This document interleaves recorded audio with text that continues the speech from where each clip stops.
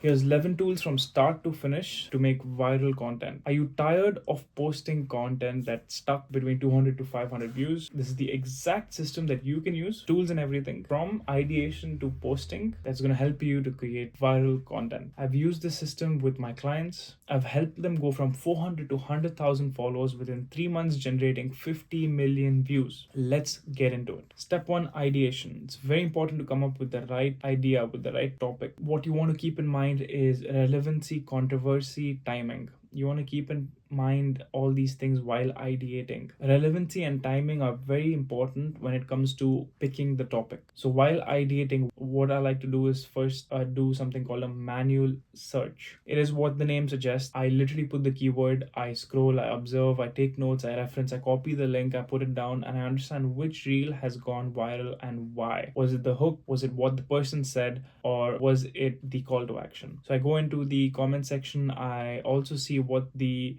public has to say, and I gather all this information and I reference it. Referencing is very important in this process. The second thing I do is, while I'm looking for these keywords, I also come across competitors putting out the same content as me. So then I go and use this Chrome extension called SortFeed. You have to switch to the Reels tab, or otherwise this Chrome extension will not work. And then you use this extension to sort all the Instagram Reels by engagement. So you get all their highest performing Reels on top. This is a gold mine, because once you do this for about 10 to 15 of your competitors, that's about 150 to 200 pieces of tried and tested viral frameworks that you can use in your content. The third thing is Google Trends. You need to understand what is popping before it pops. You need to understand and analyze the trend and then be able to ride on it. So I use Google Trends to see what breaks out in my niche. I try to understand what are the related keywords and what are people actually searching for. And speaking about search, I also use this amazing tool called AnswerThePublic. This helps you understand what people are searching for in your niche. By you entering your keyword, it gives you search terms, it's cost per click, the search volume, it gives you prepositions, it gives you SEO availability, it gives you a lot of stuff. It's a simple tool with massive insight. Now coming to the next part, scripting. Now we write, right? Very important. The more you focus on this part, the lesser time you spend while editing. So scripting is very important. A good script has a hook, it then builds up on that hook, delivers that value, and then has a strong call to action. Here's what I use. So while scripting, sometimes you brain dump and then you have so much information on there, but you want it to be within 60 seconds or within a certain time frame depending on the platform. So I use this tool called Vidyard. While scripting, I put in the final script into Vidyard to measure how long will that script actually take to deliver. And then what I do is I try to minimize the number of words and try to shorten the delivery by at least 10 to 15 seconds. This helps to increase replays and retention rate. So Vidyard, it's definitely a really good tool if you want to understand how much time that script that you have scripted is going to take to deliver. The second tool, after I've done this, I've optimized it on Vidyard, I put it into Hemingway editor. You can also use ChatGPT for this with a specific prompt, but Hemingway is elite when it comes to understanding the grade or the language level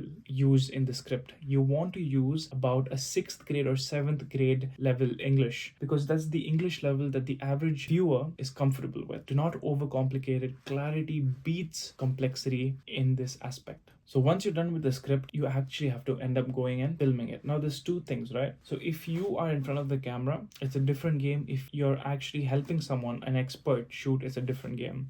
I'm going to cover this in our future videos on how you can actually maximize a shoot day to be able to get the most from it in terms of content pieces, numbers, and in terms of the quantity of output and the quality of the output. So in terms of filming, if I'm filming myself, right, I depend on my Apple ecosystem. So I use my iPhone, I'm able to screen share onto my Mac and I can see what my iPhone sees. In this case, I'm recording it from the front camera because, to be honest, I'm recording this very late in the night and I don't have time to actually put up my entire setup. If you want to see how your back camera looks without actually, going back and forth, use the screen share. You can see it on your Mac. Use the native camera. 4K 60 FPS is essential, because once you put that into the editor, which I'm going to come to next, you can then export it on 1080p 60. Very ideal for Instagram, because the higher quality your content is, the more views, the more engagement it's going to get. It makes a difference, trust me on this. And if you are struggling initially to actually deliver the content, you can use this app called Teleprompter. So it basically puts up the script on a translucent way onto your screen itself. That way you can read through it, but make sure that the script is actually conversational and not a copy paste ChatGPT script. That way you're just going to look like a robot, you're going to sound like one, you're going to look like one.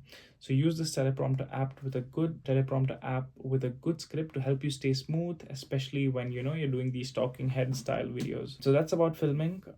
Again, guys, just a reminder that we're gonna go very surface level over all these topics in the content coming up in the future. I intend to go deeper into each of these topics and break them down. I have uncovered so much throughout the years, and I really wish to share this with you. Now, the next part is editing. Editing is very important because, of course, content is king. What you say matters the most. But when you edit it, you can actually optimize that and restructure it and refine it to increase retention. Most apps judge your content based on retention and then engagement. We use a certain technique called retention editing. I'm not an expert editor. I use CapCut. Not to say CapCut is bad. CapCut is extremely powerful when it comes for social media. It's got a lot of inbuilt AI tools that can be used. For example, you can clean up the noise if there's a lot of disturbance.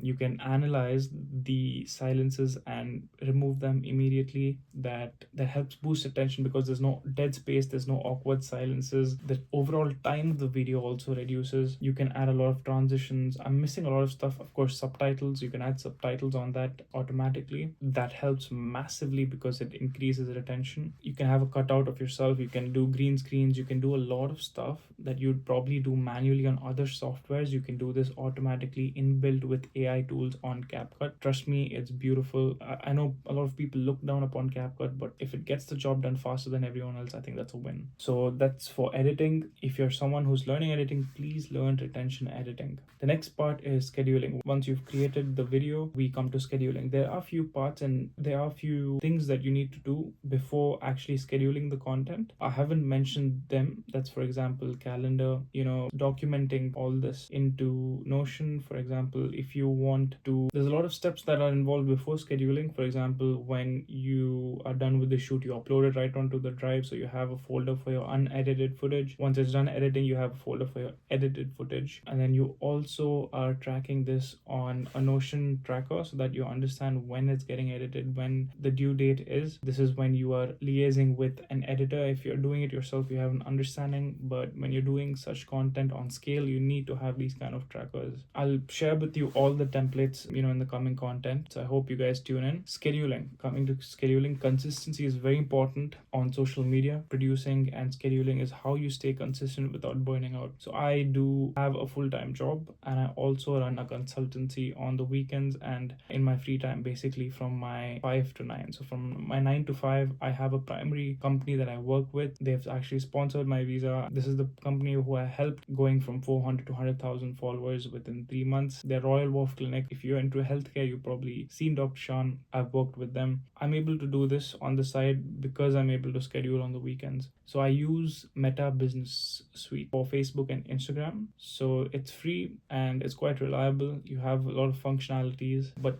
what you need to keep in mind here is when you are connecting a Facebook and Instagram page, the Facebook account has to be a Facebook page. It cannot connect. You can't use Meta Business Suite with a personal profile. You have to connect a Facebook page to an Instagram page. So that's amazing. You can schedule unlimited amount of content, and it has a bunch of other functionalities as well. Some limitations with Meta Business Suite is sometimes you cannot adjust the volume when you're adding volume. That's very irritating, to be honest. If you're adding music to the reel, you can't adjust the volume. Sometimes you can't even choose the cover photos profile view. That's something that I don't like either. The second tool is Buffer. Now it's a paid tool, but the free version gives you 3 platforms free. That means you can connect 3 platforms and use it unlimitedly with, I think, a certain cap on the number of posts that you put out. But connecting 3 platforms is free on Buffer. I've been using it recently for the past 1 or 2 months and it's quite reliable. So that's scheduling. Of course, while posting, I have to mention something that I use. I use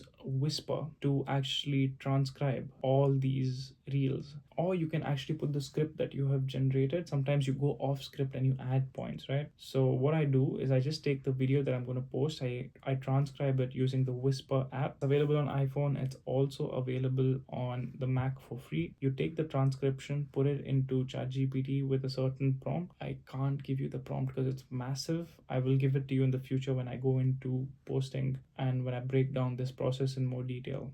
And then it gives you a really good SEO optimized, searchable, findable script, because what a caption does, it increases the retention, because while people are reading the value that you've put in there, the video is actually playing, so it increases that retention. Also, the keywords in the caption allows your reel to be searched by people on the platform. So subtitles equals to get better retention and better searchability, so keep that in mind. And then that's the full stack, guys, from idea to viral post. This is what I use. I'm going to go into more detail in terms of the competitor research and how I actually do that to get inspired, because what happens is you end up hitting a creative saturation in most of these fields. Because if you're someone who's starting off, that shouldn't be of your worry, but people who have been putting out content for 1 year, 2 years, 3 years or more, they always find this point where they reach content saturation and then they start putting out really bad quality content in order to maintain engagement and views.